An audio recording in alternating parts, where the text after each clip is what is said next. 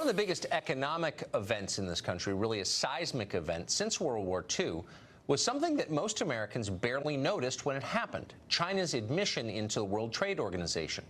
That was the moment when China fully emerged onto the global stage as an economic power. It only happened because America allowed it to happen.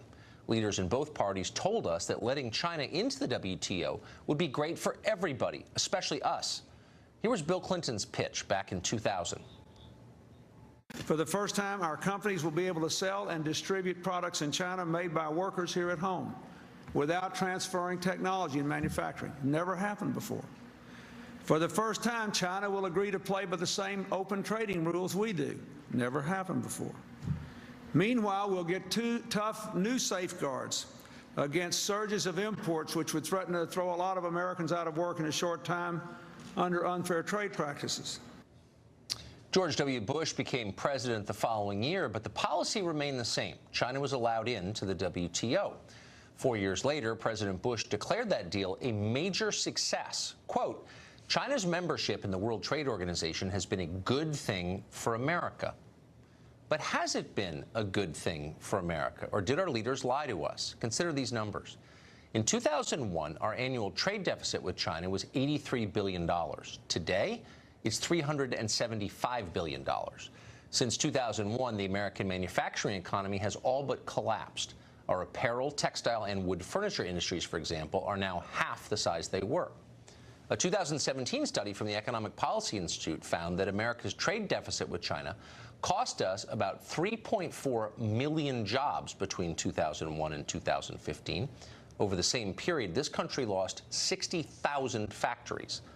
Wages in markets that are competing directly with China are lower by more than $200 per adult per year.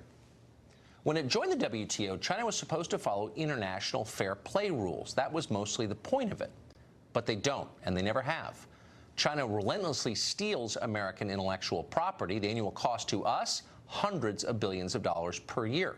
China restricts the export of natural resources like bauxite, magnesium, silicon carbide, even though such restrictions violate the rules of the WTO.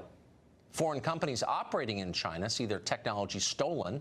Often they are forced to partner with local partners who add no value.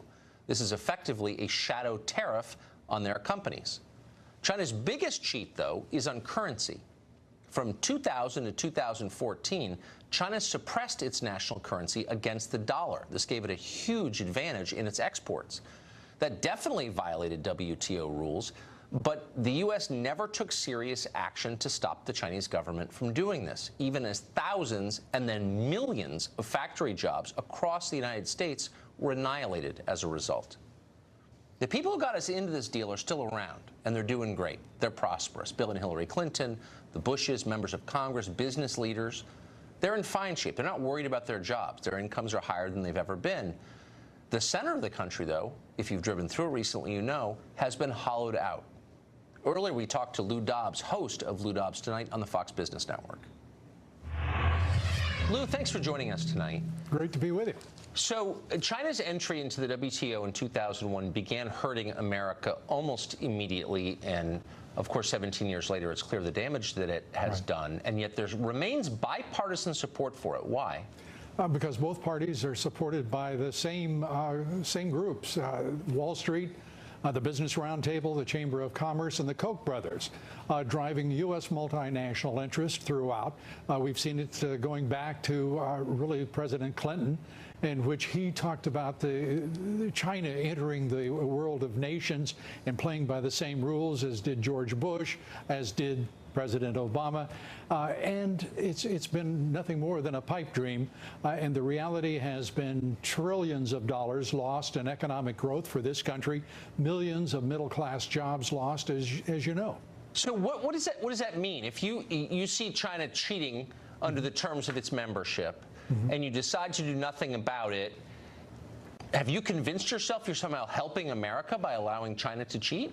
I think, again, they were convincing themselves with a considerable amount of grease and assistance from, again, K Street, the lobbyists, the vested establishment interest who are multinationals in focus and who benefit immensely from that focus.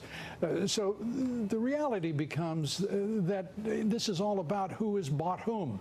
And both parties have been owned by the establishment for all this time. What happens with President Trump?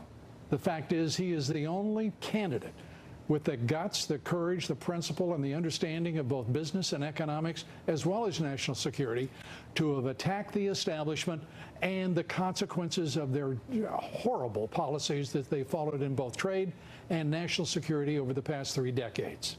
So the bipartisan response to Trump's mentioning how we're getting hurt by China by these trade agreements was to say, even among liberals, you can't tamper with the precepts of free trade. You're going to start a trade war. Free trade works. People who never supported free trade before suddenly were out there carrying the banner for free trade. What did you make of that as a longtime conservative?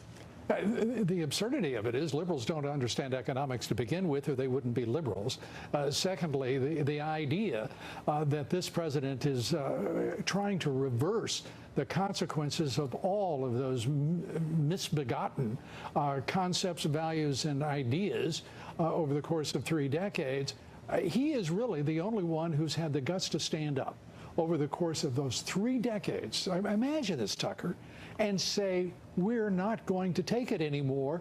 We're going to focus on the middle class. We're going to focus on traditional American values and assert U.S. leadership once again, at least over the free world, if not our own future. And this president is going a long ways toward asserting that control over our future. He's the only one talking about the future.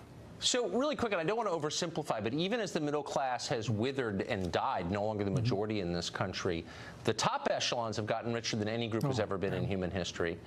Do you think that phenomenon is tied directly to China trade? I think that it is certainly implicated. We've lost millions of jobs. The estimates range anywhere from 3 to 4 million jobs to outsourcing alone. Then you have those jobs ripped out of this economy because of labor arbitrage. That is, cheaper labor producing goods in China are going to have a competitive advantage over U.S. middle-class wages and workers. And the result is onerous. It's why we've seen our middle class shrink rather than prosper. Right. Meanwhile, the finance economy has bloomed, of course. Lou Dobbs, thank you. That was a great description of a sad phenomenon. I appreciate it. Great to be with you, Tucker. Thank you. Thank you.